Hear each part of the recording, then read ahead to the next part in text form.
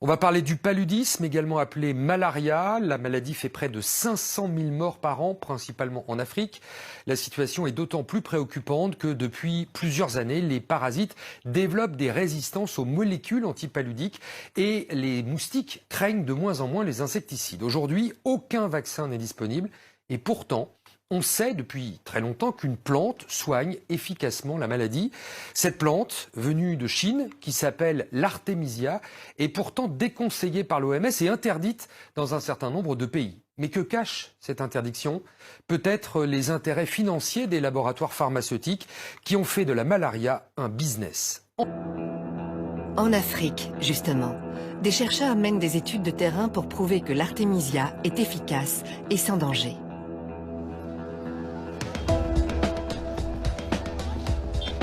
Nous sommes à Kindu, sur le fleuve Congo, dans la province du Maniema.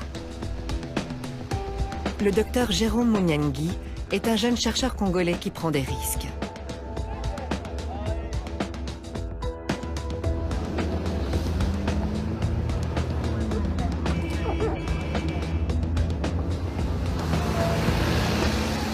Après 3 heures de piste, le docteur Munyangi est accueilli comme l'enfant prodige dans son village natal.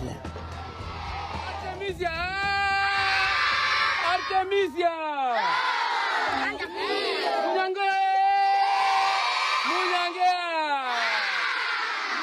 Les écoliers font la fête à l'homme qui les débarrassera peut-être de la malaria.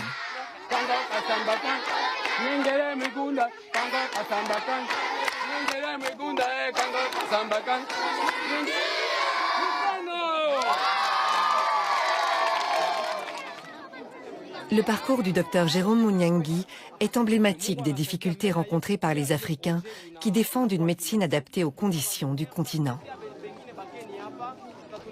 Mon premier contact avec l'artémisia, suite à une crise de paludisme que je fais à Kinshasa. C'était un paludisme résistant, parce que j'avais déjà pris des antipaludéens, ça ne marchait pas.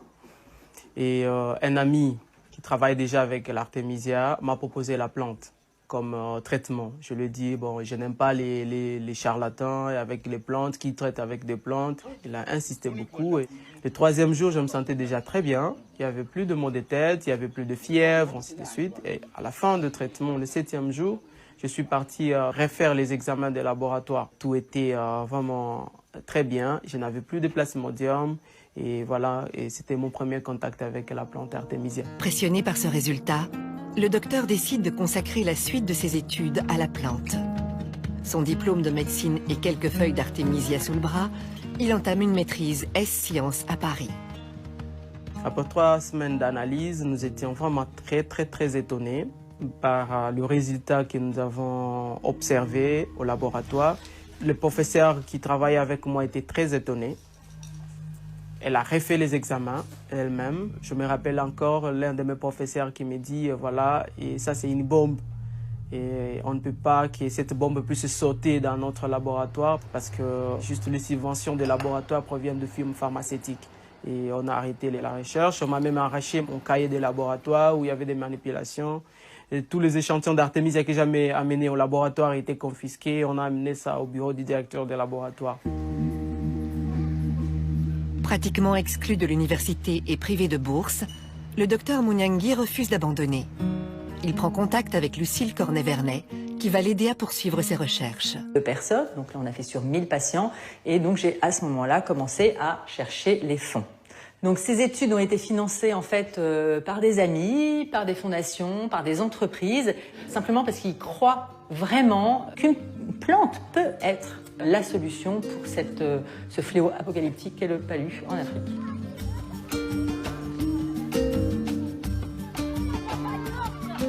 Une fois le financement acquis, le docteur débute l'étude au Maniema. «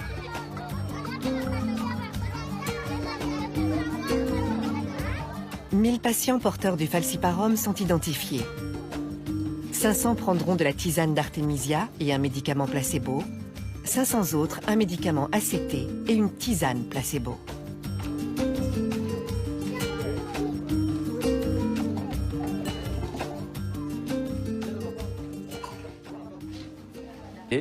Et la tisane, les deux avaient un bon résultat clinique. Mais quand vous faites la parasitologie, vous allez trouver que les malades qui étaient sous tisane, il y avait disparition de la charge parasitaire. Mais tandis que les malades qui étaient soumis sous traitement ACT, il y avait encore des parasites dans l'air sang, même si leur état clinique était déjà amélioré. Oui.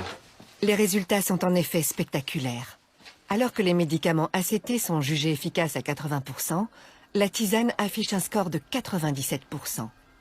Et sans effet secondaire, contrairement aux médicaments. Le résultat était surprenant, positivement, et c'est là que les ennuis commencent avec la médecine conventionnelle. Quel genre d'ennui? Le premier ennui, c'est l'interdiction. À la fin de l'étude, nous devions organiser une conférence. Lorsque nous avons remis le résultat au médecin-chef des zones, tout de suite, il s'est interposé. Il a dit « J'interdis, cette conférence n'aura pas lieu et je préfère que Jérôme puisse se taire et pas communiquer ses résultats à la population. » Ils ont vu que la tisane avait un meilleur résultat que